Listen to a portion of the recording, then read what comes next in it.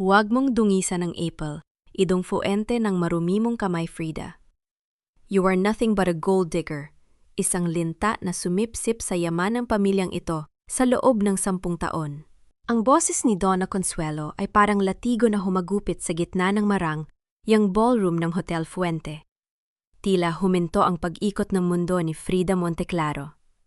Ang mga palakpakan ng mga panauhin ay napalitan ng nakabibinging katahimikan na sinundan ng bulong-bulungan na parang mga bubuyog na naghahanap ng mabibiktima. Sa mga sandaling iyon, hawak ni Frida ang isang maliit na velvet box. Sa loob nito ay isang mamahaling relos ang rega, nung pinag-ipunan niya ng palihim sa loob ng 3 taon para sa kanilang ika-10 anibersaryo ni Fernando. Ang relos na iyon ay simbolo sana ng bawat segundo, minuto at oras ng kanyang katapatan bilang asawa. Pero ngayon, ang mga daliri niyang nanginginig ay halos hindi na kayang hawakan ng bigat ng maliit na kahon. Mama, anong ibig ninyong sabihin? Ang boses ni Frida ay halos pabulong-paos at puno ng kalituhan. Tumingin siya kay Fernando, ang lalaking pinag-alayan niya ng kanyang kabataan at pangarap. Fernando, magsalita ka. Sabihin mong hindi ito totoo. Ngunit hindi tumingin si Fernando sa kanya. Sa halip, lumapit ito kay Fabiola, ang babaeng kani-kanina lang ay ipinakilala bilang isang business partner. Hinawakan ni Fernando ang baywang ni Fabiola sa harap ng lahat, isang galaw na mas masakit pa sa anumang sampal. Tama si Mama Frida. Pagod na ako magpanggap. Look at yourself. You're so pathetic. Akala mo ba hindi ko alam ang ginagawa ninyo ng assistant mo? You've been stealing from the company for years. I have all the bank statements, the CCTV footage, lahat. Nanigas ang buong katawan ni Frida. Ang hangin sa loob ng ballroom ay biglang naging malapot at mahirap hingahin. Pakiramdam niya ay may libu-libong karayom na tumutusok sa kanyang dibdib dahan-dahan at walang awa. Ang mukha ng kanyang asawa na dati ay puno ng tamis ay naging isang maskara ng put at pandidiri. Hindi na malaya ni Frida na bumukas ang kanyang mga daliri. Ang maliit na velvet box ay nahulog sa sahig. Ang tunog ng pagtama nito sa makinis na marmol ay dinala ng katahimikan sa bawat sulok ng silid, isang malinaw na hudyat ng pagtatapos ng lahat. Ang kristal ng relos sa loob ay nabasag tulad ng tiwalang pilit niyang binuo sa loob ng isang dekada. Hindi ko magagawa yun, Fernando. Alam mo, ibinigay ko ang lahat para sa pamilyang ito? Pilit na paliwanag ni Frida, habang ang mga luha ay nagsisimulang malaglag, mainit at masakit sa kanyang mga pisngi. I served you. I loved your mother more than my own life. Bakit ninyo ito ginagawa sa akin? Lumapit si Doña Consuelo sa kanya, ang amoy ng mamahaling pabango nito ay tila lason na humahalo sa hininga ni Frida. Kinuha ng matanda ang isang makapal na envelope at ibinato ito sa dibdib ni Frida. Ang mga papel ay nagliparan sa sahig, mga peking ebidensya ng kanyang pagtataksil at pagnanakaw. Dahil simula pa lang hindi ka na nararapat sa amin. You are just a commoner, Frida. Isang hamak na empleyado na nangarap na maging reyna. Tonight, the fairy tale ends. Guards, ilabas ang babaeng yan at siguraduhin ninyong wala siyang madadala kahit isang hibla ng damit na galing sa pera ng mga Fuente. Sa isang iglap, naramdaman ni Frida ang malalakas na kamay na humahawak sa kanyang mga braso. Pilit siyang kinakaladkad palayo sa gitna ng entablado. Palayo sa kanyang danggal. Ngunit may isang boses na nagpatigil sa kanyang paghinga. Mama! Mama! Mula sa itaas ng hagdan, ang 7 taong gulang na si Nathan ay tumatakbo pababa, ang mga mata nito ay puno ng takot. Ngunit bago pa man makalapit ang bata, hinarangan na ito ni Fernando. Nathan, go back to your room. Hindi mo na nanay ang babaeng yan. She's a criminal. Malupit na sabi ni Fernando. Nathan, Nathan, anak! Sigaw ni Frida, ang kanyang boses ay puno ng pait at desperasyon. Pilit siyang nalalaban, ang kanyang mga kuko ay bumaan sa braso ng mga gwaldiya, ngunit wala siyang lakas laban sa malupit na tadhana. Habang kinakaladkad siya palabas ng malaking pinto ng hotel, nakita ni Frida ang huling sulyap ni Doña Consuelo, isang ngiti ng tagumpay na tila nagsasabing nakuha na nila ang lahat ng kailangan nila sa kanya. Ang mga flash ng kamera ng mga media ay para mga kidlat na sumusunog sa kanyang pagkatao. Itinulak si Frida palabas ng gate. Ang ulan ay biglang bumuhos malakas at malamig na tila, nakikiramay sa kanyang pighati. Ang kanyang mamahaling gown ay nabasa at nabalutan ng putik. Wala siyang pera, wala siyang sapin sa paa, at higit sa lahat, wala na sa kanyang piling ang kanyang anak. Nakatayo siya sa gitna ng madilim na kalsada ng Makati, habang ang mga sasakyan ay mabilis na dumaraan, iniwiwisik ang maruming tubig sa kanyang katawan. Napatingin siya sa sariling mga kamay na wala ng suot na wedding ring, kinuha rin nila yon bago siya itapon. Sa loob ng 10 taon naging martir siya para sa pag-ibig. Ibinigay niya ang kanyang kaluluwa para sa isang pamilyang itinuring siyang basura. Habang ang bawat patak ng ulan ay humahalo sa kanyang mga luha, isang katanungan ang paulit-ulit na umaalingaw-ngaw sa kanyang isipan, mas masakit pa sa lamig na bumabalot sa kanyang buto. Kung ang pag-ibig ay isang sakripisyo, kailangan bang pati ang aking pagkatao ay maubos bago nila masabing sapat na gaano pa kalalim na sugat ang kailangan kong tiisin bago ako tuluyang mamatay sa sakit? Hindi sapat ang bagsak ng ulan upang hugasan ang dumi na ipinahid nila sa aking danggal. Mas malamig pa sa hanging amihan ang bawat hininga ko dahil alam kong ang pusong dati ay nag-aalab sa pag-ibig, na yon ay tila abon na lamang na tinatangay ng agos sa kanal. Bawat hakbang ni Frida sa madilim at maputik na kalsada ay isang kalbaryo. Ang kanyang mga paa na dati ay laging nakabalot sa mamahaling sapatos, na yon ay humahalik sa matatalas na bato at basag na bote. Ramdam niya ang bawat hiwa, ang bawat kurot ng bako-bahong semento, ngunit ang hapdi sa kanyang talampakan ay wala pa sa kalingkingan ng kirot na nararamdaman niya sa tuwing naalala ang mukha ni Nathan. Ang kanyang anak? Ang tanging dahilan kung bakit nanatili siyang matatag sa loob ng 10 taong impyer, no sa mansyon ng mga Fuente. Sumandal siya sa isang post ng ilaw na kumukurap-kurap, pilit na kumukuha ng lakas. Sa gitna ng dilim, bumalik sa kanyang gunita ang lahat. Naalala niya kung paano siya nagtrabaho ng lampas sa kanyang oras upang tulungan si Fernando sa mga business deals nito. Naalala niya kung paano niya tiniis ang bawat panlalait ni Donna Consuelo tungkol sa kanyang pinagmulan dahil lang sa paniniwalang may utang na loob siya sa pamilya ang nag-ahon sa kanya mula sa kahirapan. I was their shield, their silent worker, their sacrificial lamb. Bulong ni Frida sa hangin, ang kanyang boses ay nanginginig sa pagitan ng hikbi at tawa ng kawalang pag-asa.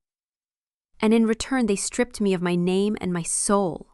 Sa dulo ng isang makipot na eskinita sa luma at malungkot na bahagi ng Pasay, isang munting ilaw ang nagmumula sa isang bintana ng barong-barong.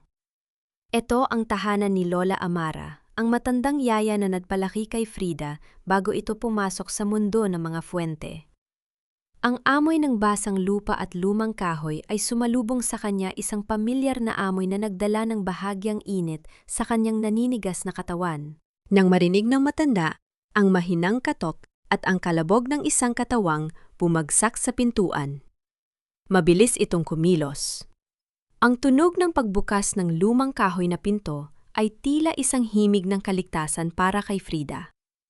Diyos ko, Frida! Anong nangyari sa'yo, anak? Ang boses ni Lola Amara ay puno ng sindak at pag-aalala. Agad nitong niyakap ang basang-basang babae, hindi inirereklamo ang putik na kumapit sa kanyang malinis na duster. Sa loob ng maliit na dampa, binalot ni Lola Amara si Frida ng isang makapal na kumot na amoy, sikat ng araw at sabong panlaba.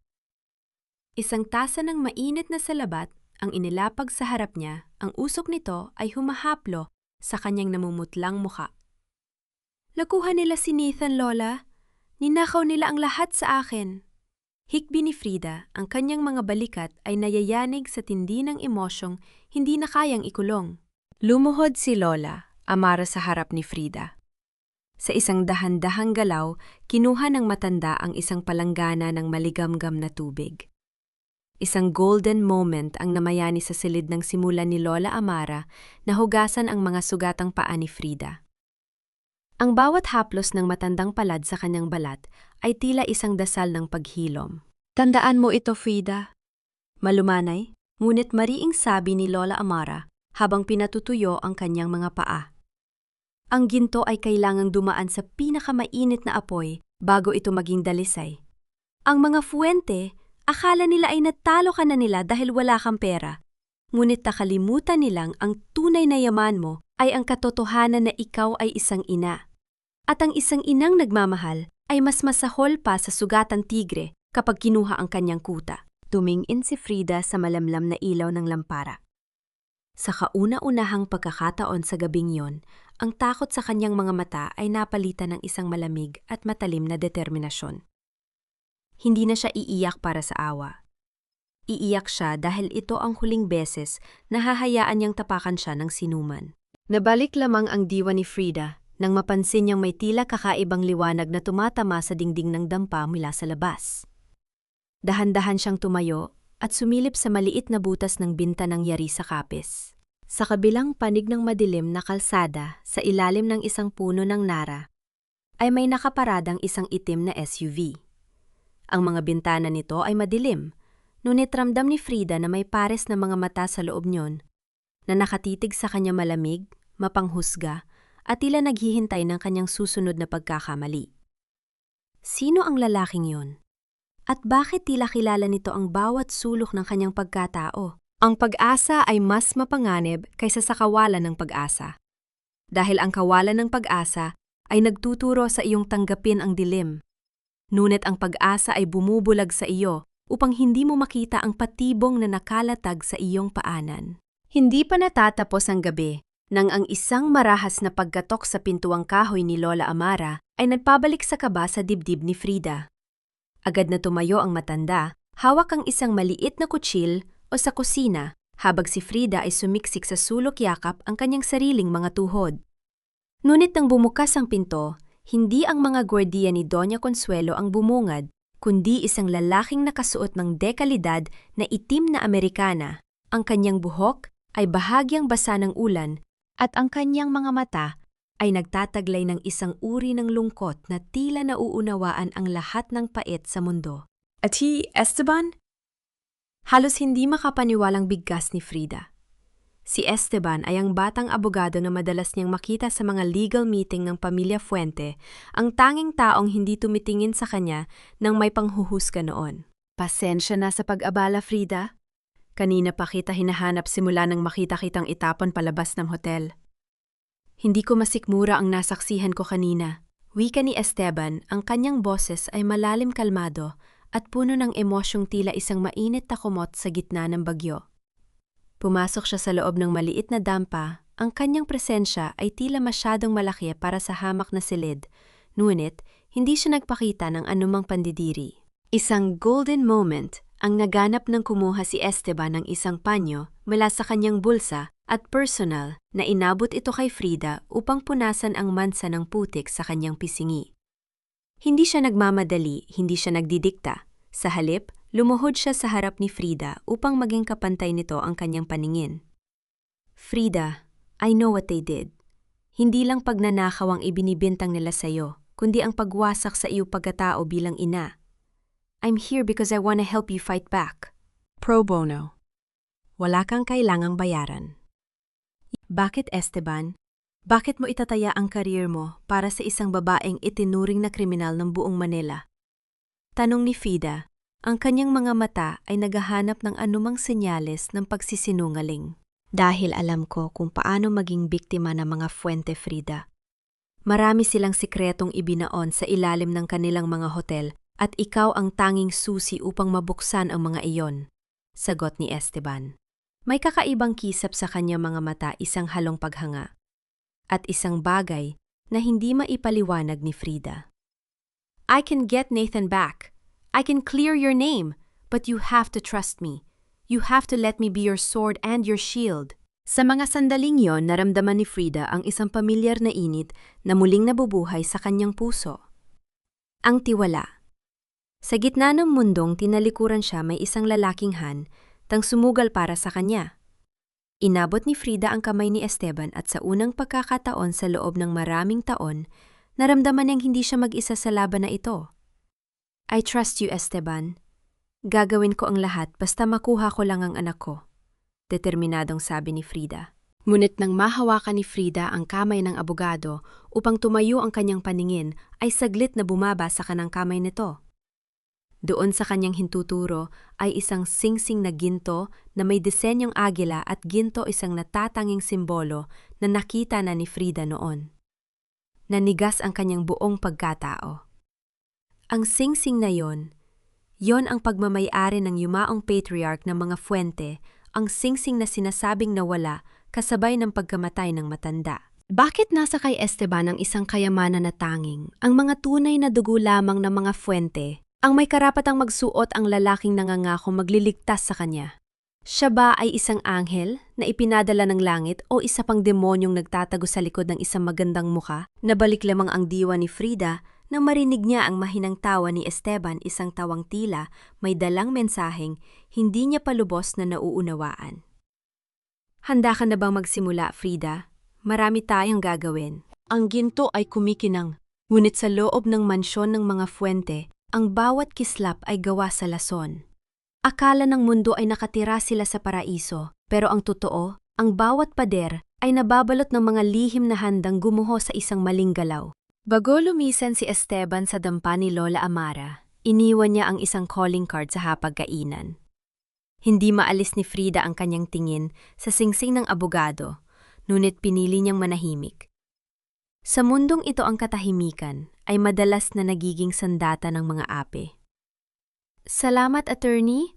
Tatawagan kita. Halos pabulong na sabi ni Frida. Nang sumara ang pinto at lamunin ng dilim ang anino ni Esteban, lumingon si Frida kay Lola Amara. Ang takot sa kanyang mga mata ay hindi para sa kanyang sarili, kundi para sa katotohanang baka ang huling pag-asang hawak niya ay isa pa palang patibong. Samantala sa loob ng mansyon ng mga fuente ang hangin ay hindi kasing lamig ng ulan sa labas, nungit ito ay puno ng tensyon na tila isang pisi na malapit ng maputol. Nakaupo si Doña Consuelo sa kanyang paboritong silya na gawa sa inukit na nara, dahan-dahang humihigop ng tsaa habang pinapanood si Fabiola na pabalik-balik sa paglalakad sa gitna ng sala. Can you please stop that, Fabiola? You're making me dizzy. May pagkairita sa boses ni Doña Consuelo. Ang kanyang mga mata ay matalim parang agila na nagmamasid sa isang maliit na daga. I'm nervous, tita. Paano kung mag-imbestiga ang mga pulis? Paano kung makahanap ng butas ang media sa ginawa natin kay Frida? Ang il ni Fabiola, ang kanyang boses, ay mataas at puno ng takot. Ang kanyang marangyang sutla na pantulog ay tila hindi sapat upang protektahan siya sa lamig ng kanyang sariling konsensya. Isang mapait na tawa ang kumawala sa mga labi ng matanda. Ibinaba niya ang tasa ng tiyan ng walang tunog, isang galaw na nagpakita ng kanyang ganap na kontrol. You are so weak. Si Frida ay wala na. She is a non-entity now. Ang mahalaga, nakuha natin ang kailangan natin. The public believes she is a thief. And more importantly, Fernando is free from his debts. For now. Pero tita, the creditors are calling again. Ang akala ko ba, kapag napaalis natin si Frida at nakuha ang kontrol sa mga bank accounts, lahat ng utang ni Fernando ay mababayaran na? Tanong ni Fabiola, na ngayon ay nakatayo na sa harap ng matanda. Dahan-dahang tumayo si Doña Consuelo, ang kanyang Filipiniana gown ay humahagwis sa sahig. Lumapit siya kay Fabiola at hinawakan ang baba nito, pilit na itinaas ang mukha ng mas batang babae. Listen to me carefully, you little brat. Don't act like you're one of us. Pinasali ka lang namin sa larong ito dahil kailangan namin ng bagong mukha para sa media. You are replaceable, Fabiola. Huwag mong kakalimutan na kung paano ko itinapon si Frida sa kalsada. Kaya ko ring gawin yun sa'yo sa isang iglap lang. Nanginig ang mga labi ni Fabiola. Ang gaslighting ni Doña Consuelo ay parang isang lason na dahan-dahang pumapasok sa kanyang isipan. Pinararamdam sa kanya na siya ay walang kwenta at utang na loob niya sa matanda ang kanyang posisyon ngayon. I understand, tita. I'm sorry. Good. Now go to Fernando. Lasing na naman siya sa taas. Siguraduhin mong hindi siya gagawa ng anumang eksena sa harap ng mga katulong. Utos ni Consuelo bago tumalikod at naglakad patungo sa kanyang silid sa itaas. Naiwang, mag-isa si Fabiola sa sala. Ang kanyang mga kamay ay nakakuyom. Ngunit bago siya umakyat, napansin niyang bahagya nakabukas ang pinto ng library ni Doña Consuelo. Isang mahinang tinig ang narinig niya. Mula sa loob ang boses ni Consuelo na may kausap sa telpon. Dahan-dahang lumapit si Fabiola, pinipigilan ang kanyang paghinga. Yes, the insurance policy is almost ready, bulong ni Consuelo sa kabilang linya. Once the investigation on the missing funds is closed, we will declare the company bankrupt. And as for Fabiola, she's just a temporary distraction. After we get the money, I'll find a way to get rid of her too. She knows too much, and she's too stupid to be a fuente. Nanlaki ang mga mata ni Fabiola. Ang bawat salita ay parang isang malamig na tubig na ibinuhos sa kanya. Hindi siya ang bagong reyna ng mansyong ito. Siya ay isa lamang itatapon na basura kapag nakuha na ang insurance. Ang takot na nararamdaman niya kanina ay napalitan ng isang mapanganib na galit. Sa labas ang kidlat ay muling gumuhit sa langit, nagbibigay ng panandaliang liwanag sa mukha ni Fabiola na ngayon ay puno ng paghihigan. Kung ang pamilya Fuente ay isang toreng ginto, sisiguraduhin niyang bago siya mahulog ay isasama niya ang lahat sa pagbagsak. Huwag kang mag-alala, Frida. Sisiguraduhin kong babayaran nila ang bawat patak ng luhang ibinuhos mo. I will make them crawl, and I will bring Nathan back to your arms. Ang mga salitang iyon ni Esteban ay tila isang matamis na kanta. Ngunit sa pandinig ni Frida, bawat nota ay may kasamang kakaibang tinik. Nakaupo sila sa loob ng isang maliit at tahimik na simbahan sa labas ng Maynila. Isang lugar kung saan ang amoy ng kandila at lumang kahoy ay nagbibigay ng panandaliang kapayapaan. Inilapag ni Esteban ang isang makapal na dokumento sa pagitan nila isang lihim na kasunduan na magbibigay sa kanya ng kapangyarihang kumilos bilang legal na kinatawan ni Frida. Abang nagsasalita ang abogado, ang mga mata ni Frida ay nakapako sa maliit na papel na nakatago sa ilalim ng kanyang palad. Ito ay isang drawing ni Nathan, isang araw na may malaking ngiti at 3 tao na magkakahawak kamay. Naramdaman ni Frida ang hapdi sa kanyang lalamunan. Gusto niyang sumigaw, gusto niyang umiyak, hanggang sa maubos ang kanyang hininga. Ngunit nanatiling tuwid ang kanyang likod. Ang bawat tibok ng kanyang puso ay tila isang babala. Kailangan ko lang ang pirma mo rito, Frida. Pagpapatuloy ni Esteban ang kanyang boses ay malambot, ngunit may himig ng pagmamadali. Once you sign this, we can freeze their assets. Hindi nila magagalaw ang pera hanggat hindi natatapos ang kaso. Tumingin si Frida kay Esteban. Pilit na hinahanap ang katotohanan sa likod ng mga mata, ang tila laging nakikiramay. Esteban, bakit mo ito ginagawa? You're risking your reputation for a woman who has nothing left. Isang tipid na ngiti ang sumilay sa mga labi ni Esteban. Kinuha niya ang kamay ni Frida isang marahan at tila tapat na pagkakahawak. Sabi ko sa'yo, Frida, I have my own reasons. Let's just say, we share the same enemies. Isang golden moment ang namagitan sa kanila nang dumaan ang isang matandang deboto at nag-iwan ng isang puting bulaklak sa paanan ng altar malapit sa kanila. Ang bango ng sampagwita ay humalos sa hangin. Sa sandaling yon tila naging totoo ang malasakit ni Esteban. Ngunit muling nahagip ng paningin ni Frida ang gintong singsing sa daliri ng lalaki. Ang agila ng mga Fuente, ang bawat kislap nito ay tila nanunuya nagpapaalala sa kanya na sa mundong ito walang tulong na lebre. Dahan-dahang kinuha ni Frida ang panulat.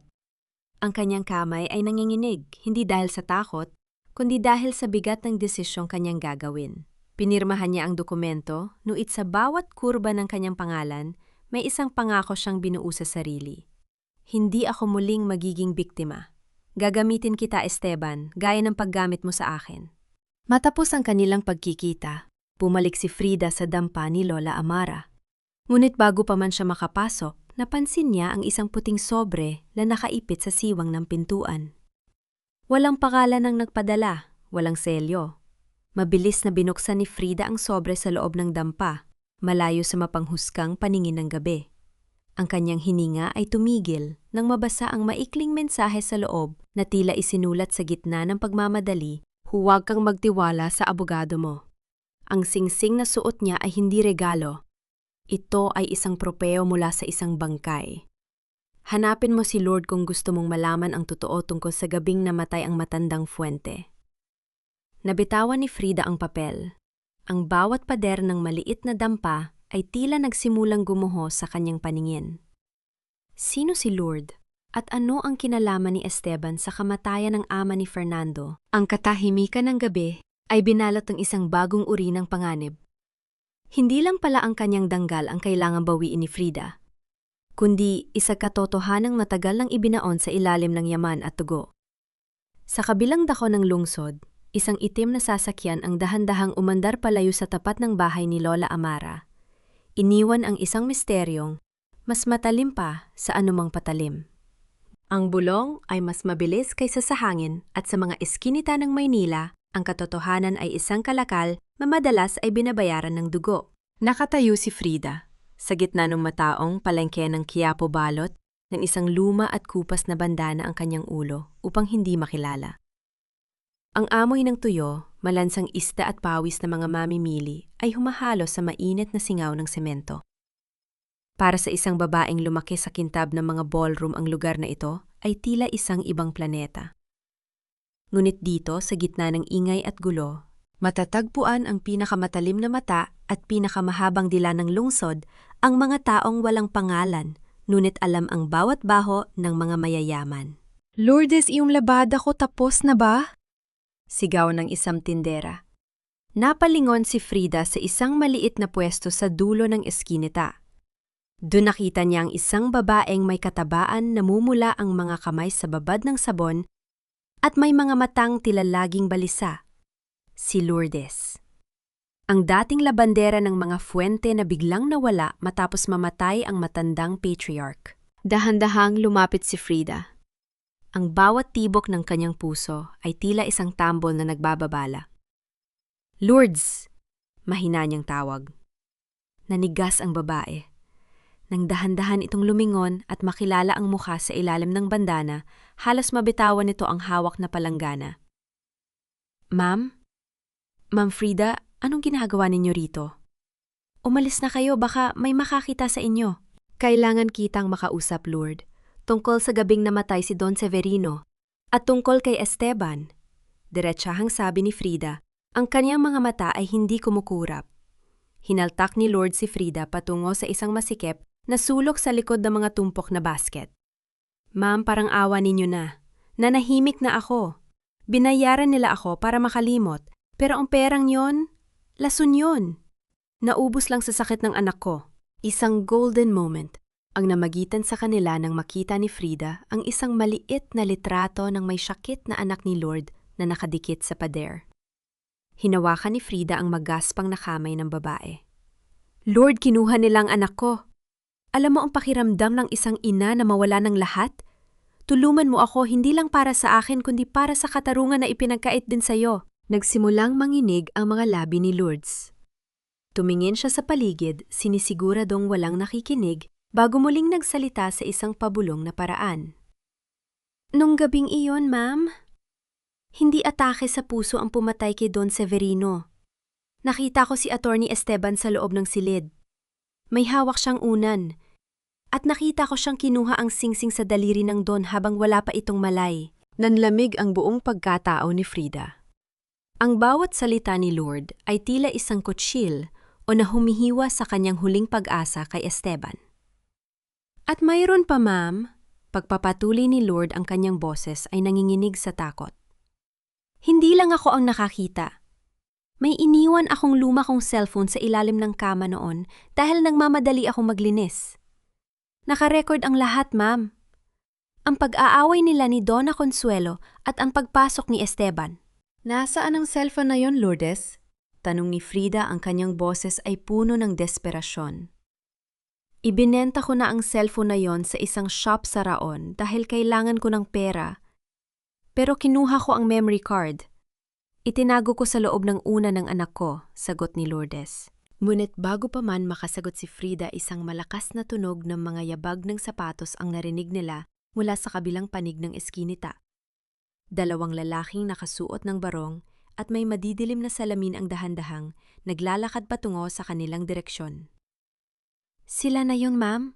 Nakita nila tayo. Sigaw ni Lourdes sa isang paos na tinig. Hinaltak ni Frida si Lourdes upang tumakbo, ngunit ang eskinita ay isang dead end. Habang papalapit ang mga lalaki, naramdaman ni Frida ang pamilyar na amoy ng lason at kapangyarihan. Sa kanyang bulsa, mahigpit niyang hinawakan ang calling card ni Esteban. Sino ang nagpadala ng mga lalaking ito? Ang mga fuente ba na gustong patahimikin si Lord o si Esteban mismo na ayaw mabunyag ang kanyang madilim na nakaraan? Isang malakas na sigaw ang pumutok sa katahimikan ng eskinita. Ngunit bago pa man makahingi ng saklolo si Frida, isang itim na tela ang biglang tumakip sa kanyang paningin. Ang pinakamasakit na uri ng pagtataksil ay iyong nagmumula sa taong pinagkatiwalaan mo ng iyong huling pirasong pag-asa. Dahil kapag ang iyong tagapagligtas ang siyang nagbaon sa iyo sa hukay, wala ka ng ibang matatakbuhan, kundi ang sarili mong galit. Ang kadiliman ay tila isang malapot na likido na lumulunod kay Frida. Ang bawat hininga niya sa ilalim ng itim na tela ay puno ng amoy ng luma at maamag na tela. Naramdaman niya ang marahas na pagtulak sa kanya. Sa loob ng isang sasakyan, ang tunog ng pag-andar ng makina ay tila isang hatol ng kamatayan. Ngunit sa gitna ng takot, isa lamang ang isinisigaw ng kanyang puso. Nathan. Nathan? Anak, kailangan kong mabuhay para sa iyo. Hindi nagtagal huminto ang sasakyan. Isang malakas na pagbukas ng pinto ang narinig at muling hinaltak si Frida palabas. Nang biglang tinanggal ang takip sa kanyang mga mata, nasilaw siya sa kintab ng isang modernong silid. Hindi ito isang madilim na selda. Ito ay isang penthouse na puno ng mamahaling kagamitan tanaw ang buong ningning ng Manila sa gabi. Are you okay, Frida? I'm so sorry you had to go through that. Isang boses ang bumasag sa katahimikan. Napalingon si Frida. Nakatayo sa harap ng bintana, si Esteban hawak ang isang baso ng alak. Wala na ang kanyang Amerikana at ang kanyang mga manggas ay nakatupi hanggang siko. Ang kanyang mukha ay puno ng tila tapat na pag-aalala, ngunit sa mga mata ni Frida, ang bawat kislap ng ilaw sa paligid ng lalaki ay tila nanunuya. Esteban, bakit ako narito? Nasaan si Lourdes? Tanong ni Frida pilit na pinatatatag ang kanyang nanginginig na boses. Lumapit si Esteban sa kanya, ang kanyang mga hakbang sa makintab na sahig ay walang tunog, ngunit puno ng awtoridad. My men had to extract you, Frida. Masyadong mapanganib ang raon. Doña Consuelo's spies are everywhere. Kung hindi kita kinuha roon, baka napatay ka na nila. O mas masama pa, isang golden moment ay namagitan sa kanila nang dahan-dahang itinaas ni Esteban ang kamay niya upang ayusin ang nagulong buhok ni Frida. Ang haplos ng kanyang mga daliri ay malamig, tila isang ahas na gumagapang sa balat ni Frida. Naniggas ang babae, pilit na itinatago ang pandidiri. Sa kanyang isipan, paulit-ulit na umaalingaw-ngaw ang boses ni Lourdes. Nakita ko si Attorney Esteban sa loob ng silid. May hawak siyang unan. Salamat sa pagliligtas sa akin. Pagsisinungaling ni Frida, ang kanyang mga mata ay pilit na nagpapakita ng pasasalamat. Si Lord ligtas ba siya? Tumingin si Esteban nang malalim sa mga mata ni Frida, tila sinusubukan itong basahin ang bawat itinatago niyang lihim. Lord is being taken care of. Don't worry about her. Ang mahalaga ay ikaw. Did she tell you anything? May ibinigay ba siya sa iyong dokumento o ebidensya? Dito naramdaman ni Frida ang mata ng bagyo. Alam niyang ito ang sandali kung saan ang isang maling sagot ay magiging huling hininga niya. Wala siyang nasabi, Esteban. Natakot siya nang makita ang mga lalaki mo. Akala niya ay papatayin siya. Wala siyang naibigay sa akin. Isang matagal na katahimikan ang bumalot sa silid. Dahan-dahang ibinaba ni Esteban ang kanyang baso. Ang kislap ng agila sa kanyang singsing ay tila isang sumpa sa paningin ni Frida. Biglang lumapit si Esteban at hinawakan ang magkabilang balikat ni Frida, isang pagkakahawak na tila proteksyon. Ngunit ramdam ang higpit ng isang kulungan. You're a bad liar, Frida. Bulong ni Esteban, ang kanyang boses ay naging malamig at walang emosyon. Alam kong may alam ka? At alam kong alam mo na rin kung sino talaga ako. Bago pa man makasigaw si Frida, may inilabas si Esteban mula sa kanyang bulsa. Ito ay isang maliit na sapatos, isang asul na sapatos na pagmamay-ari ni Nathan. Ang sapatos na naiwan sa sasakyan nung gabing kinuha ang bata. Nathan? Hikbi ni Frida ang kanyang matapang na anyo ay biglang gumuho. Nasaan ang anak ko, Esteban? Nasaan si Nathan? Nathan is safe as long as you cooperate, sabi ni Esteban habang dahan-dahang hinahaplos ang maliit na sapatos. Doña Consuelo thinks she's in control, but she's just a dinosaur waiting for extinction. Ako ang may hawak sa lahat. Nayon, Frida, maging ang anak mo. Nayon, itanong mo sa sarili mo, sino ang mas malakas na kakampi, ang katarungang matagal ng patay o ang lalaking may hawak sa buhay ng anak mo? Isang malakas na tunog ng kidlat ang gumuhit sa langit na tila sumasabay sa pagkadurog ng huling pag-asa ni Frida. Nakatayo siya sa harap ng isang halimaw na nagpapanggap na anghel at sa unang pagkakataon, na-realize niya na ang digmaang ito ay hindi tungkol sa katotohanan ito, ay tungkol sa kung gaano kalayo ang kayang lakbayin ng isang ina sa loob ng impyerno upang mabawi ang kanyang anak. Sa mundong ito, ang pinakamadilim na dako ay hindi ang ilalim ng lupa, kundi ang puso ng taong itinuring mong liwanag. Kapag ang huling kamay na inakala mong sasagip sa iyo ay siya palang lulunod sa iyo sa pait, doon mo matutuklasan kung gaano kalalim ang kaya mong langwin upang hindi tuluyang mamatay. Nakatitig si Frida sa maliit na asul na sapatos na nasa sahig ang liwanag ng buwan mula sa malaking bintana ng penthouse ay tumatama rito na tila isang sumpa. Parang naririnig niya ang tawa ni Nathan, ang boses ng anak na tumatawag sa kanya sa gitna ng hating gabi. Ngunit ang bawat imahinasyon ay pinuputol ng malamig at mapang-uyam na tingin ni Esteban. Don't look at me like I'm the devil, Frida. Ako lang ang nag-iisang tao na makakapagbalik sa'yo sa buhay na nararapat para sa'yo, wika ni Esteban, habang dahan-dahang lumalakad paikot sa kanya. Doña Consuelo and Fernando, they are nothing. I am the one holding the strings now. Isang golden moment ang namagitan sa kanila nang biglang lumuhod si Frida sa harap ni Esteban. Hindi ito pagluhod ng isang alipin, kundi pagluhod ng isang inang handang isuko ang kanyang huling piraso ng danggal para sa kaligtasan ng anak. Hinawakan niya ang laylayan ng pantalon ni Esteban, ang kanyang mga luha ay mabilis na bumabagsak mainit at puno ng pait. Esteban, parang awa mo na hindi ko kailangan ang yaman ng mga fuente. Hindi ko kailangan ng hustisya. Ibigay mo lang sa akin ang anak ko. Let us go. Lalayo kami, hinding-hindi na kami babalik. Pagsusumamo ni Frida, ang kanyang boses ay basag at puno ng hapdi. Dahan-dahang hinawakan ni Esteban ang baba ni Frida.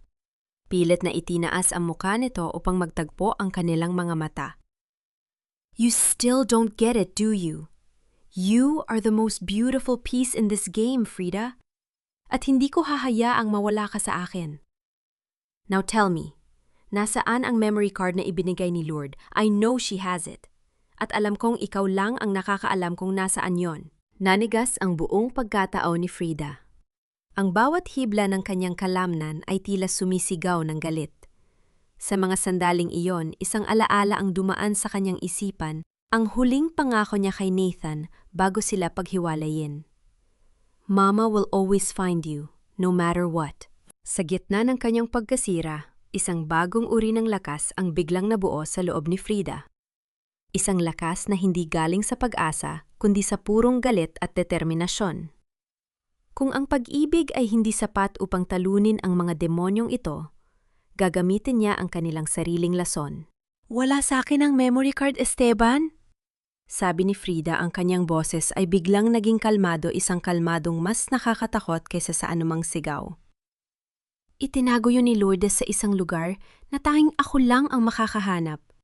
At kung papatayin mo ako o kung sasaktan mo si Nathan, hinding-hindi mo malalaman kung nasaan yon. The moment I disappear, that evidence goes straight to the authorities.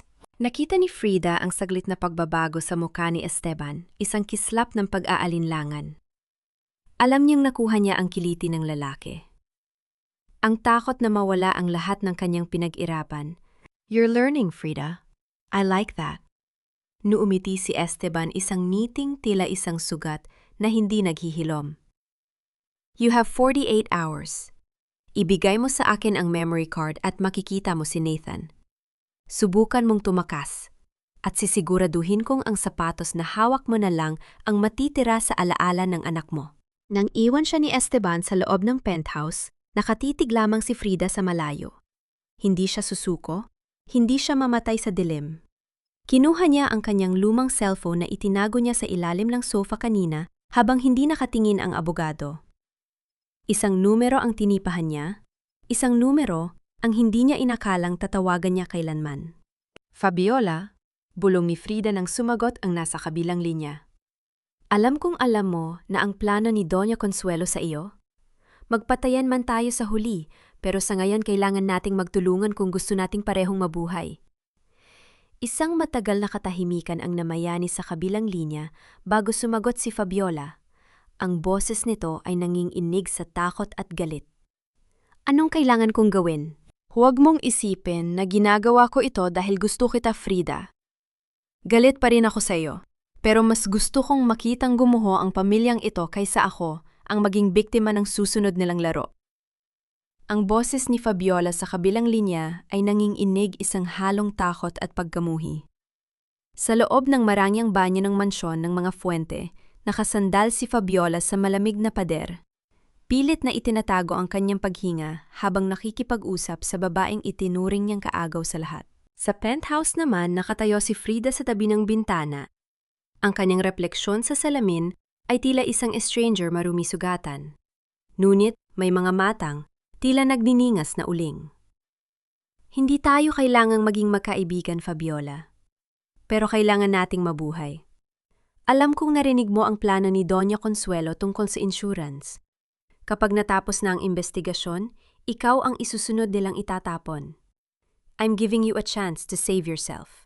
Isang golden moment ang namagitan sa kanila sa kabila ng distansya. Hawak ni Frida ang drawing ni Nathan ang papel na bahagyang lukot at may mansa ng kanyang sariling luha. Sa unang pagkakataon, ang dalawang babaeng sinira ng iisang pamilya ay nagtagpo sa iisang rason ang paghihiganti ng mga inabuso. Anong gagawin ko? Tanong ni Fabiola, ang kanyang boses ay tila isang batang nawawala sa dilim. Kailangan mong hanapin kung nasaan si Nathan. Utos ni Frida, ang kanyang boses ay naging matalim at puno ng awtoridad. Alam ko may mga lihim na silid sa mansyon o baka sa rest house sa Tagaytay. Hindi ito kayang gawin ni Esteban ng mag-isa. May kasabot siya sa loob ng pamamahay ninyo. Find Nathan and I will give you the evidence that will set you free from Doña Consuelo. Nabalik lamang ang diwa ni Frida nang makarinig siya ng marahang pag-ikot ng doorknob ng kanyang silid. Mabilis ning itinago ang cellphone sa ilalim ng unan at humiga at papanggap na mahimbing ang tulog. Bumukas ang pinto. Ang tunog ng mga yabag sa karpet ay tila isang mabagal na pintig ng puso. Amoy ng tabako at mamahaling pabango ang sumalubong sa kanyang pang-amoy si Esteban. Naramdaman ni Frida ang pag-upo ng lalaki sa gilid ng kama. Ang bigat nito ay tila isang malaking bato na dumadagan sa kanyang dibdib. I know you're awake, Frida, bulong ni Esteban. Ang kanyang malamig na daliri ay dahan-dahang gumapang sa braso ni Frida, isang haplos na tila, isang lason na dahan-dahang pumapasok sa kanyang balat. You're a survivor. I admire that. Sayang lang at kailangan nating maging magkalaban. Nanatiling nakapikit si Frida. Pilit na pinatitigil ang panginginig ng kanyang mga pilik mata. Ngunit ang susunod na ginawa ni Esteban ang nagpatayo ng bawat balahibo sa kanyang katawan. Inilapit ni Esteban ang kanyang mukha sa tainga ni Frida at narinig niya ang mahinang kalasing ng isang susi. Isang susi na may nakasabit na keychain na pamilyar sa kanya. Ang keychain ni Nathan na may hugis ng paborito nitong robot. Bukas ng gabi, Frida. Kapag wala pa sa akin ang memory card, hindi mo na kailanman maririnig ang boses ng anak mo. Huling banta ni Esteban bago ito tumayo at lumabas ng silid. Nang marinig ni Frida ang paglak ng pinto mula sa labas, doon lamang siya huminga nang malalim ang kanyang mga mata ay bumukas at puno ng hindi maipaliwanag na pait. Kinuha niya ang cellphone at nakita ang isang mensahe mula kay Fabiola. Nakapapasok lang, Frida, may narinig akong bata sa basement. Pero hindi ako makapasok, may bantay na armado. At may mas malala pa. Nakita ko si Fernando na may kausap na ibang abogado. Pinaplano nilang iligpit si Esteban. Ang mitsa ay nakasinde na. Ang bawat panig ay may hawak na kutsil, yung sa likod ng isa't isa. Ngunit sa gitna ng kaguluhang ito, isang tanong ang nanatili sa isipan ni Frida. Kung makuha man niya si Nathan, sapat na ba ang hustisya upang pagtagpi-tagpiin ang kanyang pagkawasak? O ang huling twist ng tadhana ay mas malupit pa sa lahat ng kanyang dinanas? Ang pinakamabisang sandata ng isang taong wala nang maiwawala ay ang kanyang kakayahang maghintay sa dilim habang ang kanyang mga kaaway ay abala sa pagkagat sa sarili nilang mga buntot. Sa loob ng penthouse ang katahimikan ay tila isang buhay na nilalang na dahan-dahang sumasakal kay Frida. Ang bawat kurap ng mga ilaw ng lungsod sa labas ng bintana ay tila mga nanunuyang mata.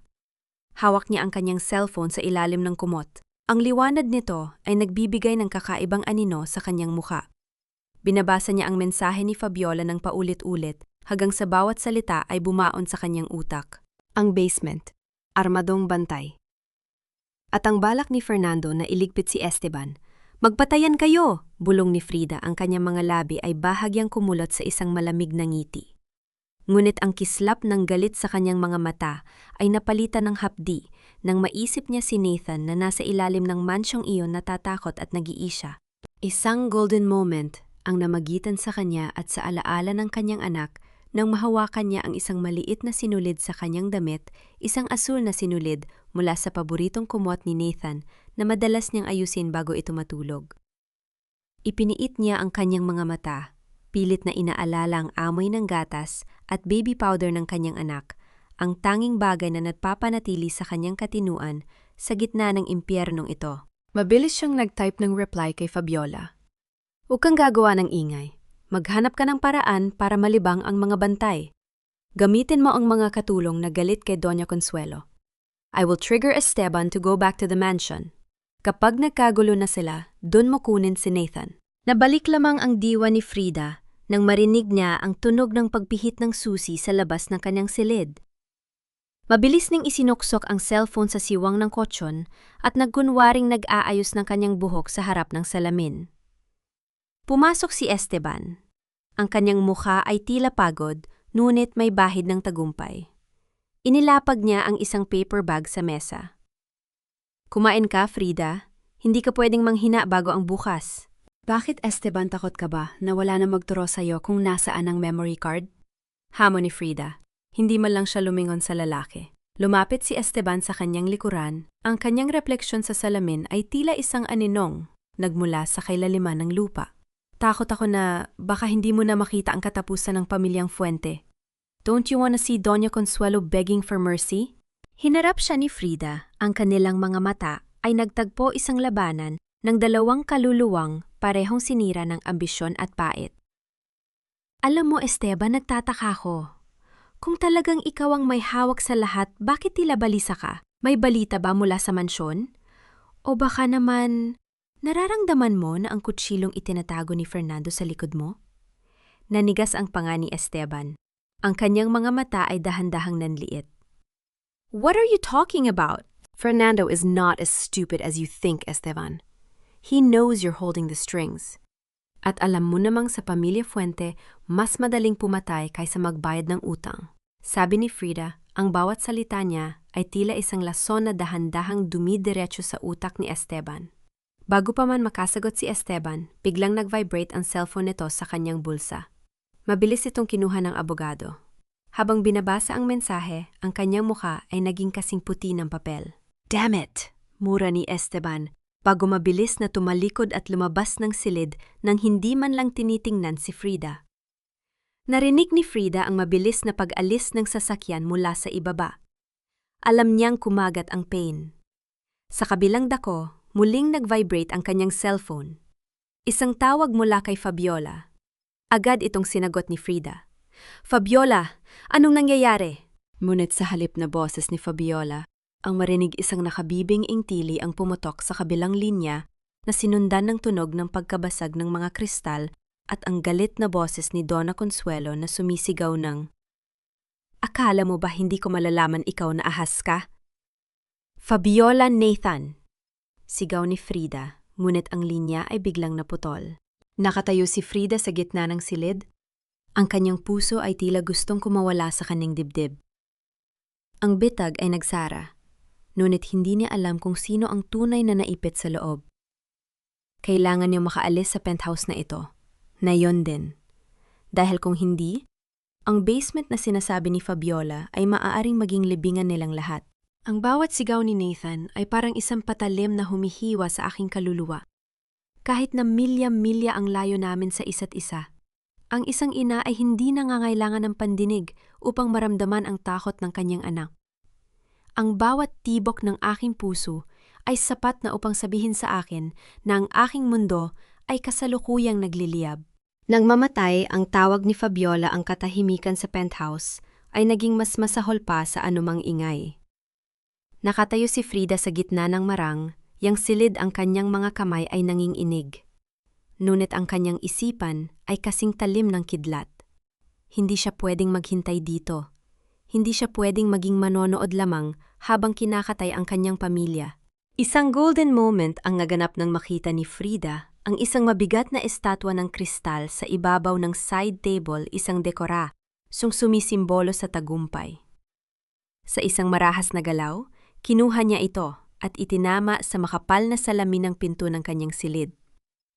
Walang tunog ng paggabasag ang isinulat, kundi ang pagyanig ng kanyang mga bisig at ang malakas na pag-alo ng presyon sa hangin hanggang sa tuluyang bumigay ang trangka. Sa labas sa mansyon ng mga fuente, ang gabi ay puno ng pot. Sa loob ng basement na amoy, lumang papel at alikabok, nakasandal si Fabiola sa isang haligi. Ang kanyang labi ay dumudugo at ang kanyang buhok ay gulo-gulo. Sa harap niya, nakatayo si Doña Consuelo. Hawak ang isang tungkod na yari sa pilak. Ang mukha nito ay tila isang demonyo o nagtatago sa balat ng isang aristokrata.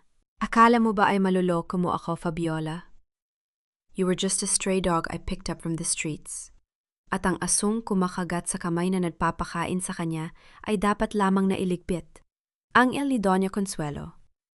Ang bawat salita niya ay tila laso na lumalabas sa kanyang bibig. Sa sulok ng silid na kakulong sa isang bakal na rehas ay si Nathan. Ang bata ay nakayakap sa kanyang sarili. Ang kanyang mga mata ay nanlalaki sa takot habang pinapanood ang kalupitan ng kanyang sariling lola. Mama? Mama? Mahinang bulong ng bata ang kanyang boses ay tila isang tuyong dahon na hinahangin. Huwag mong tawagin ang nanay mong makasalanan, sigaw ni Consuelo, sabay hampas ng tungkod sa rehas na naglikha ng isang nanginginig na tunog na yumanig sa buong basement. Nabalik lamang ang diwa ni Fabiola nang marinig ang mabilis na yabag ng sapatos pababa ng hagdan.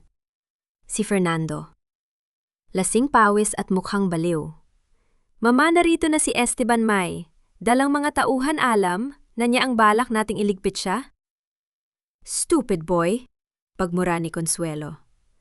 Ihanda mo ang mga tauhan natin? Walang lalabas ng buhay sa mansyong ito na hindi sumusunod sa akin. Sa gitna ng kaguluhang ito, isang figura ang dahan-dahang lumitaw mula sa anino ng pintuan. Si Frida. Basag-basag ang gown dugo, ang mga kamay mula sa pagkabasag ng pinto.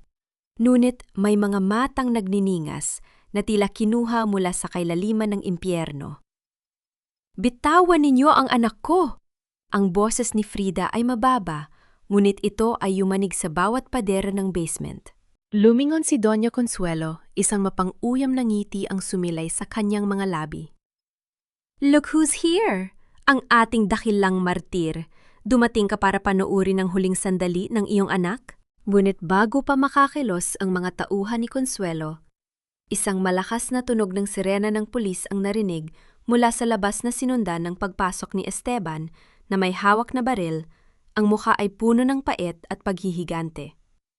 The game is over, Consuelo. Ibinigay na ni Frida sa akin ang lahat ng kailangan ko. Napatitig si Frida kay Esteban. Alam niyang nagsisinungaling ang abogado. Wala pa rito ang ebidensya.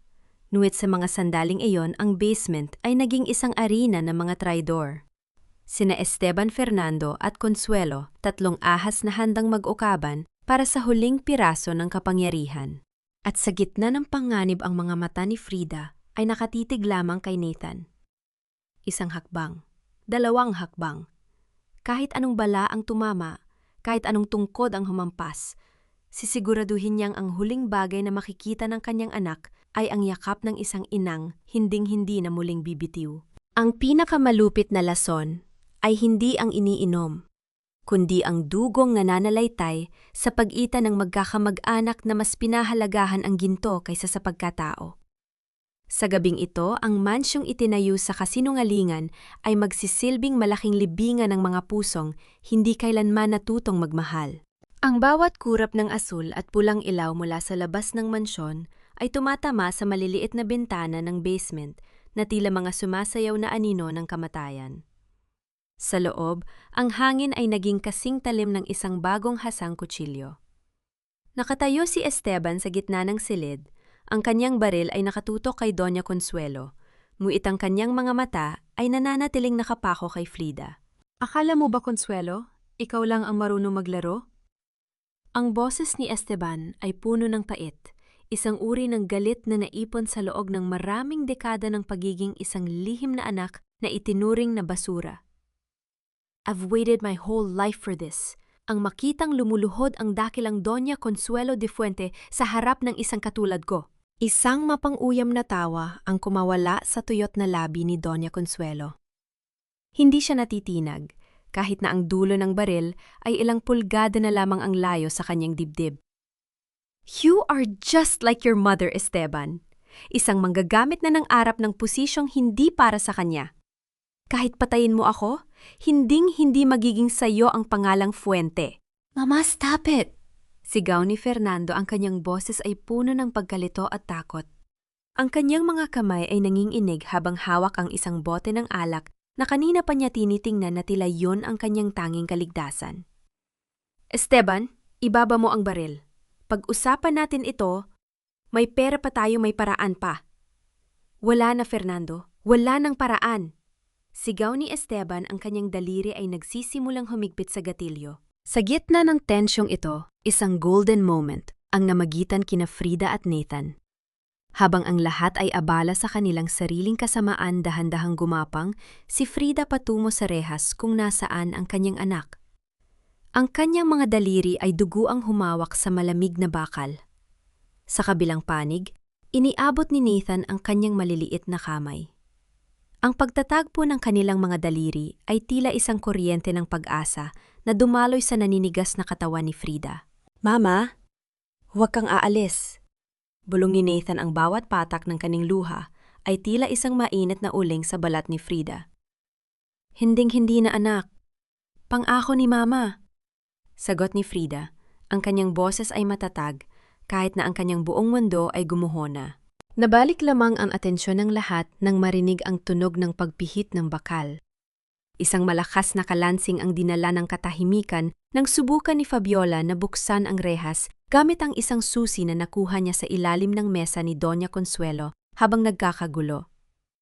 Ahas ka talaga, Fabiola, sigaw ni Consuelo sabay hampas ng kanyang tungkod sa likod ng babae. Isang matinding sigaw ang kumawala kay Fabiola habang siya ay bumagsak sa sahig.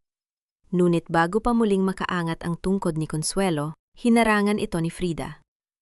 Sa kauna-unahang pagkakataon, hinawakan ni Frida ang tungkod ng matanda, hindi upang maglingkod, kundi upang pigilan ang kasamaan nito. Sapat na, Consuelo, ang bawat hampas mo sa amin ay siningil na ng langit. Sigaw ni Frida, ang kanyang mga mata ay nagniningas sa galit na hindi kailanman nakita ng mga Fuente. Sa sandaling iyon, ang tunog ng mga yabag ng sapatos ng mga pulis sa hagdan ay naging mas malakas. Nataranta si Esteban. Alam niyang wala na siyang takas. Sa kanyang desperasyon, ibinaling niya ang baril patungo kay Nathan.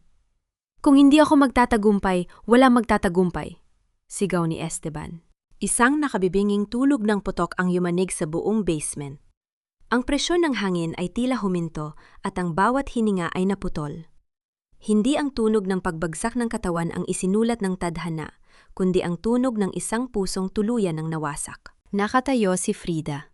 Sa harap ng rehas, ang kanyang katawan ay naging isang buhay na kalasag para sa kanyang anak. Ang usok mula sa dulo ng baril ay dahan-dahang humalo sa amoy ng alikabok at takot. Sa gilid ng kanyang paningin, nakita ni Frida si Fernando na nakatayo, ang bote ng alak ay basag na sa kanyang paanan habang nakatitig sa kawalan. Sino ang kinamaan? Sino ang sumigaw? At sa pagpasok ng mga otoridad, ang basement na ito ay magiging saksi sa huling sakripisyo ng isang inang walang ibang hangad, kundi ang kalayaan ng kanyang dugo. Ang katahimikan pagkatapos ng isang putok ng baril ay mas nakabibini kaysa sa mismong pagsabog. Ito ang sandali kung saan ang oras ay tila tumitigil at ang bawat tibok ng puso ay nagiging isang mabigat na tambol na nagbabadya ng katapusan o ng isang masakit na simula. Hayaan mo siyang mamatay, Fernando. Huwag kang lalapit, baka madamay ka sa dumi ng babaeng yan. Ang boses ni Doña Consuelo ay pumutok sa gitna ng usok matalim at walang bakas ng awa, kahit na ang kanyang manugang ay dahan-dahang bumabagsak sa semento. Nakatayo si Frida, ngunit ang kanyang mga tuhod ay tila gawa sa marupok na kawayan. Naramdaman niya ang isang matinding init sa kanyang balikat, isang hapdi na tila isang nagniningas na bakan na ibinaon sa kanyang balat.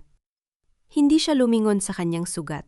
Ang kanyang buong mundo ay nakatuon lamang sa maliit na batang nasa likod niya, na ngayon ay nanginginig at nakayakap sa kanyang binti. Mama, may dugo po kayo? Bulong ni Nathan, ang boses nito ay halos hindi marinig sa tindi ng takot. Isang golden moment ang namayani sa gitna ng karahasan ng pilit na ngumiti si Frida kay Nathan. Sa kabila ng pamumuti ng kanyang mga labi at ang dahan-dahang paglabo ng kanyang paningin, iniangat niya ang kanyang kamay na hindi duguwang at hinaplos ang pisingi ng anak. Don't look, baby.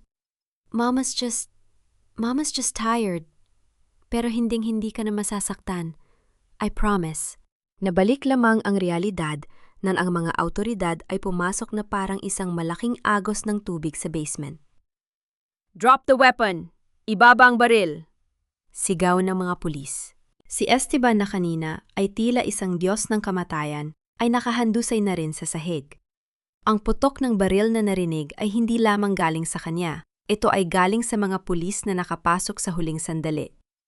Tinamaan si Esteban sa binti at ang kanyang baril ay malayo na sa kanyang kinalalagyan. Ngunit ang pinsala ay nagawa na. Ang lason ng kanyang paghihiganti ay dumanak na sa sahig ng mansyon. Fernando Fuente, Dona Consuelo de Fuente, you are under arrest! Sigaw ng isang opisyal. Si Fernando ay tila isang rebultong gumuho. Ang bote ng alak sa kanyang paanan ay basag na simbolo ng kanyang duwag na pagkatao.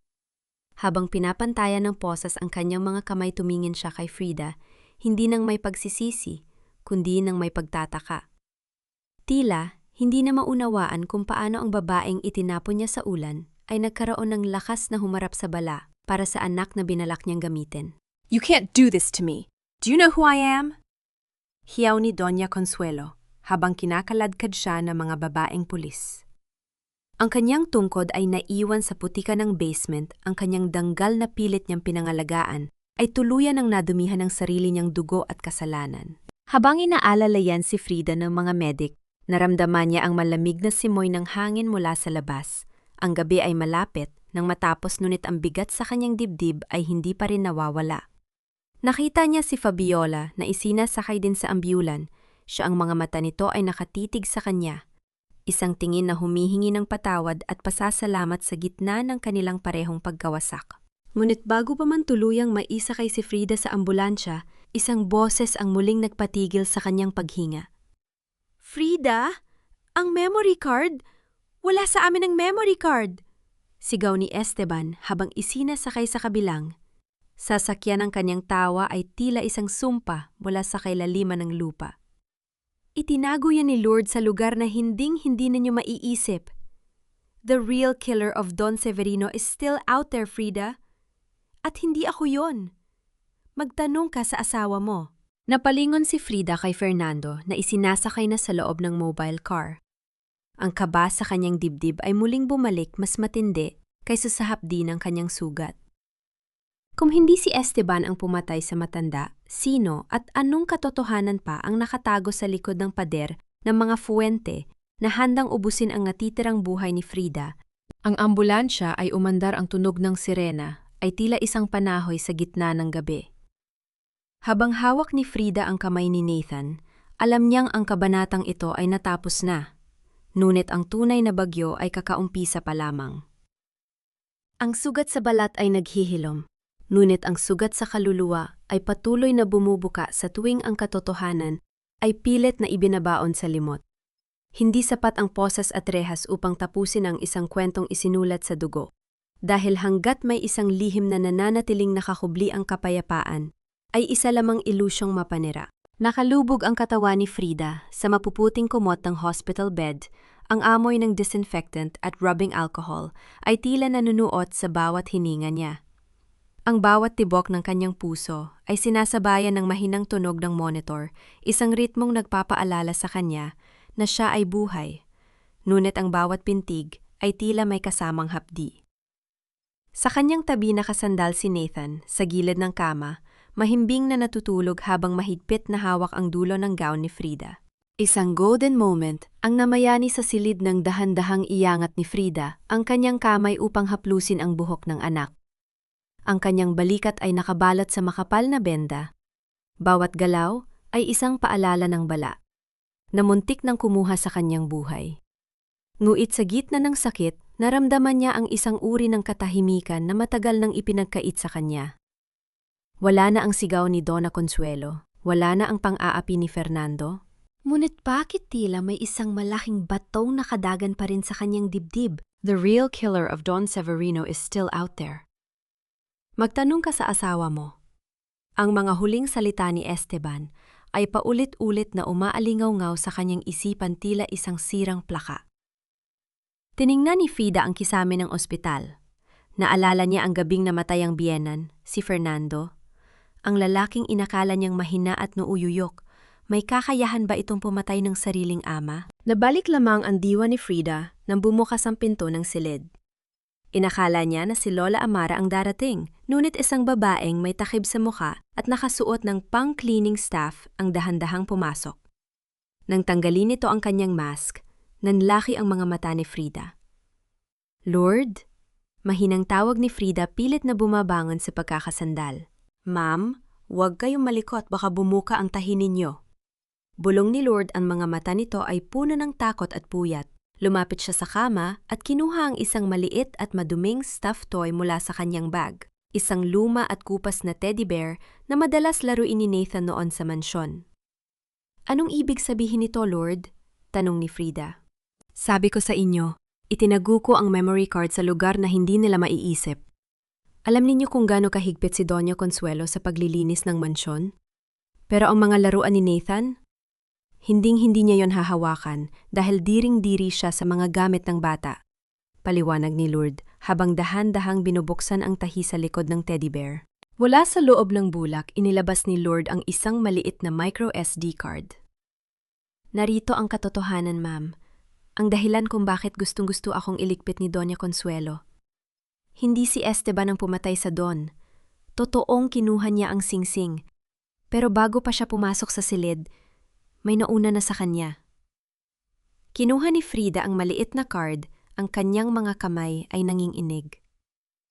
Sino, Lord? Si Fernando ba? Umiling si Lourdes, ang kanyang mga mata ay nagsimulang mapuno ng luha. Panuurin ninyo, ma'am, pero bago ang lahat, kailangan ninyong malaman, ang pamilya Fuente ay hindi lang baon sa utang. Sila ay baon sa isang sumpa na nagsimula sa isang kasinungalingan 10 taon na ang nakalilipas. Ang gabing ikinasal kayo, yun din ang gabing dapat ay itatakwil na ni Don Severino ang kanyang anak at asawa mula sa testamento. Bago pa makapagtanong muli si Frida, isang malakas na kalabog ang narinig mula sa labas ng pasilyo. Ang tunog ng mga mabilis na yabag ng sapatos at ang boses ng isang lalaking sumisigaw ng pangalan ni Frida ang nagpatahimik sa kanila. Frida, I need to talk to you. Ang boses ay pamilyar mababaw, puno ng desperasyon at tila baliw. Si Fernando. Bakit siya narito? Hindi ba't nasa kulungan siya? Tanong ni Frida sa sarili, ang kanyang puso ay nagsimulang tumibok ng mabilis. Nakalaya siya para sa medical furlough, ma'am. Ginamit ni Doña Consuelo ang huling koneksyon nila. sabi ni Lord habang mabilis na nagtatago sa likod ng kurtina. Bumukas ang pinto ng marahas. Nakatayo roon si Fernando, may mga pulis sa kanyang likuan, ngunit tila hinayaan siyang pumasok. Ang kanyang muka ay hapis, ang kanyang mga mata ay naniningkad sa galit at pighati. Lumapit siya sa kama ni Frida at hinawakan ang bakal nito ng mahigpit. Frida, ibigay mo sa akin ang card. I know you have it. Don't make me do something I will regret. Banta ni Fernando, ang kanyang boses ay nanginginig sa pag-itan ng pagsusumamo at panganib. Niyakap ni Frida si Nathan na nagising sa gulo. Tumingin siya ng diretso sa mga mata ng asawang hindi niya nakilala. Fernando? Ano ba talaga ang nangyari nung gabing yun? Bakit takot na takot kayong mahanap ko ang katotohanan? Isang mapait na tawa ang kumawala kay Fernando. Ang katotohanan ay pare-pareho lang tayong biktima rito, Frida. Ibigay mo sa akin ang card o sisiguraduhin kong hindi ka na makakalabas ng ospital na ito ng buhay. Sa sandaling yon, ang monitor sa tabi ni Frida ay naglabas ng isang matinis at mahabang tunog ng alarma na tila sumasabay sa tensyon na nagbabantang sumabog. Ang mitsa ay tuluyan ng naubos at ang huling lihim ng mga fuente ay nakahanda ng lumabas kahit na ang kapalit nito ay ang huling hininga ng katarungan. Ibigay mo sa akin ang card na yan, Frida. Huwag mong hintayin na mawalan ako ng pasensya at magawa ang bagay na pagsisisihan nating dalawa.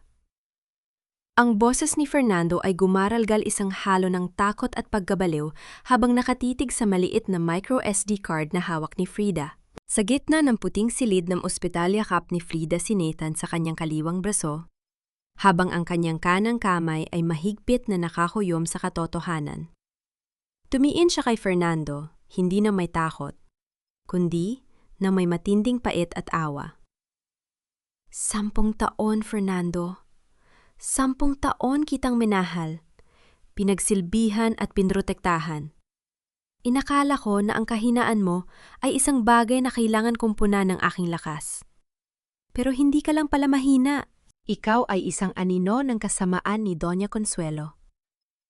Isang golden moment ang namagitan sa kanila nang dahan-dahang kinuha ni Frida ang kanyang tablet mula sa side table. Gamit ang nanginginig na mga daliri, isinalpak niya ang card. Ang tunog ng pag-click ng device ay tila isang hatol ng bitay sa katahimikan ng silid. Panoorin mo, Fernando. Panoorin mo ang huling sandali ng iyong ama. Bulong ni Frida, ang kanyang boses ay malamig at puno ng otoridad. Sa screen lumabas ang malabo, ngunit malinaw na video. Nakita si Don Severino sa kanyang kama, nahihirap ang huminga, inaabot ang kanyang gamot sa ibabaw ng mesa. At doon, dahan-dahang pumasok si Donna Consuelo. Hindi niya tinulungan ang asawa. Sa halip, kinuha niya ang gamot at itinago ito sa kanyang bulsa. Nanood siya habang ang lalaking kasama niya sa loob ng 4 na dekada ay unti-unting nalalagutan ng hininga. Ngunit ang pinakamasakit na bahagi ay nang pumasok si Fernando sa silid. Nakita niya ang kanyang ina na hinahayaang mamatay ang kanyang ama. Hindi siya kumilos. Hindi siya tumawag ng saklolo. Yumuko lamang siya at sumunod sa utos ng kanyang ina na linisin ang bakas ng gamot. No, hindi yan totoo. Inedit ninyo yan. Hiyaw ni Fernando, ang kanyang mga kamay ay dinala sa kanyang ulo na tila sinusubukang takpan ang katotohanan. Ang katotohanan ay hindi nababaluktot ng iyong hiyaw, Fernando. Sabi ni Frida, habang ang mga pulis sa labas ay pumasok na at tuluyang pinalibutan ang lalaki. Hindi si Esteban ang pumatay kay Don Severino. Pinanood ninyo siyang mamatay para sa manang hindi ninyo mapakinabangan dahil sa inyong mga utang. You sold your soul for a throne made of dust. Habang kinakaladkad si Fernando palabas, tila nawala na ito ng lakas. Ang kanyang mga mata ay nananatiling nakatitig sa video na paulit-ulit na naglalaro sa screen. Ang mansyon ng mga Fuente ay tuluyan ng gumuho hindi dahil sa baha o bagyo, kundi dahil sa bulok na pundasyon ng kanilang sariling budi. Naiwang mag-isa si Frida sa silid kasama si Nathan. Binitiwan niya ang tablet at niyakap ang kanyang anak ng napakahigpit. Ang bawat luhang pumatak sa kanyang pisngi ay tila isang paghuhugas sa lahat ng dumi ng nakaraan. Tapos na. Ang katarungan ay hindi dumating sa paraang ninais niya, ngunit dumating ito ng may dalisay na katotohanan. 6 na buwan ang lumipas. Ang hanging dagat sa baybayin ng Batangas ay may dalang amoy ng asin at kalayaan. Nakatayo si Frida sa harap ng isang maliit ngunit eleganteng resort, isang negosyong itinayo niya mula sa mga natitirang legal na asset na nabawi niya sa tulong ng mga bagong abogado. Wala na ang kislap ng mga diamante sa kanyang leeg, wala na ang bigat ng pangalang Fuente. Ang tanging suot niya ay isang simpleng puting bestido at ang kanyang pinakamagandang ngiti. Mama, look at the sandcastle I built. Sigaw ni Nathan na ngayon ay masigla at malusog malayo sa takot na naranasan nito sa basement. Isang matamis na ngiti ang isinagot ni Frida. Isang golden moment ang naganap nang lumapit siya sa kanyang anak at sabay silang umupo sa buhanginan. Ang pagdampi ng tubig sa kanilang mga paa ay tila isang banayad na haplos ng tadhana, nagpapaalala sa kanila na ang bawat alon ay laging bumabalik sa dalampasigan. Napag-alaman ni Frida na si Doña Consuelo ay tuluyan ng nalumpo dahil sa stroke sa loob ng kulungan, ang kanyang tanging kasama ay ang mga pader na hindi sumasagot sa kanyang mga utos. Si Fernando naman ay nasa loob ng isang pasilidad para sa mga may sakit sa pag-iisip habang buhay na kinukulong ng sarili niyang konsensya.